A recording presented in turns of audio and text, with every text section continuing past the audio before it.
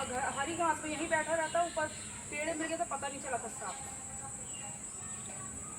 छेद नहीं मिल रहा देखो उसको। बच्चा घोड़ा पछाड़ का बच्चा है। नहीं पतला सांप है, कह रहा समझ में भी नहीं आ रहा, कह रहा पीछे साइड आ रहा, कह रहा कमेंट सर उस तरफ से जाकर ठोक दो तो ऐसा निकल जाएगा, इस तरफ जाकर डंडे से मिल गई सर उसको। नहीं नहीं मत भगाओ उस तरफ, फिर आ जाएगा। आप इस तरफ ठोक दो ऐसा निकल जाएगा यहाँ पे, उस तरफ जाकर डंडे जल्दी ठोक दो।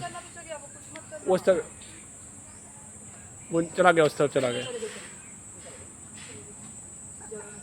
आंटी आंटी वो है, आंटी आइएगा मत, वो अंदर उसी साइड जा रहा है। सांप सांप